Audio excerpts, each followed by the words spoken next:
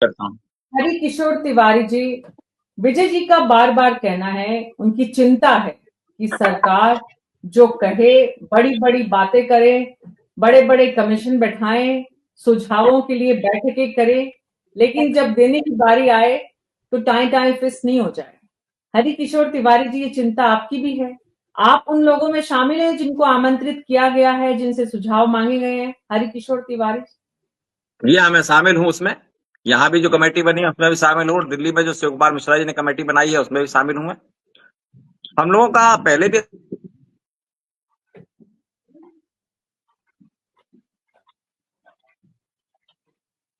बात हुई है बराबर, और बात हर जितने भी आपके आयोग आए हैं सब में हम लोगों को बुलाया गया, हम लोगों ने बात कही और उसके बाद ही जितना सुधार हो सकता है उतना सुधार होने का प्रयास किया है।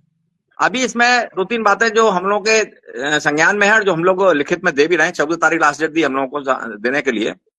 हम लोग उसमें उनके माध्यम से भेज भी रहे हैं, सरकार के माध्यम से दे रहे हैं।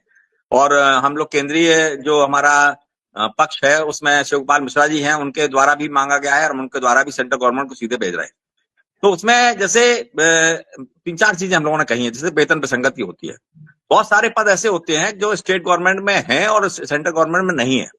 और उसमें हम लोग यहाँ स्टेट गवर्नमेंट में जब कमेटी बनाई जाती है, चाहे बिंदा स्वरूप जी की बनाई गई हो चाहे दूसरे की बनाई गई हो, उसमें सब में रखते हैं। विडम्बना यह है कि यहाँ पर दो कमेटियां 2016 में बनाई गई और एक साल एक कमेटी चली और उसके बाद दूसरे साल दूसरी कमेटी चली। तमाम बातें हुई, उसके बाद कोरोना काल आ गया। कोरोना काल आने के बाद में वो जो सब कुछ तय हो गया था वो आज तक जारी नहीं हो पाया। तो उन लोगों के लिए बड़ा गड़बड़ हो गया जिनका वास्तव में ऐसे कुछ लोग थे, ऐसा नहीं कि सारे लोगों के साथ हुआ, कुछ लोग थे जिनके पद वहां नहीं थे सेंट्रल गवर्नमेंट में, यहाँ अपने स्टेट गवर्नमेंट में हुआ करते हैं, अलग नामों से हुआ करते हैं। तो उनका फिटमेंट वहां पर नहीं बैठ पाया और उनको बराबर नुकसान हुआ। तो इस बार हम लोग चाहेंगे कि उनका सबसे पहले उनका ही सुना जाए, जिनके पहले बातचीत नहीं हो पाई है, जिनका नुकसान पहले हुआ है, उसके बाद दूसरों की बात हो।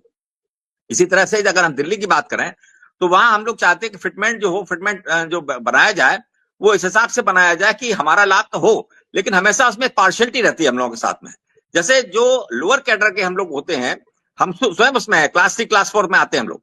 तो क्लास 3 क्लास 4 का जो जो जो 90% होता है, अगर आप देखें जो बजट खर्च होता है वो 90% बजट खर्च होता है हायर अफसर्स के ऊपर, जो 10% होते हैं पूरे पूरे उसमें देश में या प्रदेश में कह लें आप, जो एडमिनिस्ट्रेशन में होते हैं। और 90% हम लोग होते हैं जो एग्जीक्यूशन का काम करते हैं, उनके ऊपर सिर्फ 10% खर्च होता है। और उसके बाद भी जब बढ़ाने की बात आती है तो 90% को 1.92 दे देंगे या 2.82 दे देंगे, और उसके बाद में जो अधिकारियों का होगा वो उसको ज्यादा दे देंगे। जबकि स्थितियां दूसरी हैं। स्थितियां यह है कि हम लोग लो पैंसठ वेतन पाते हैं, कम वेतन पाते हैं।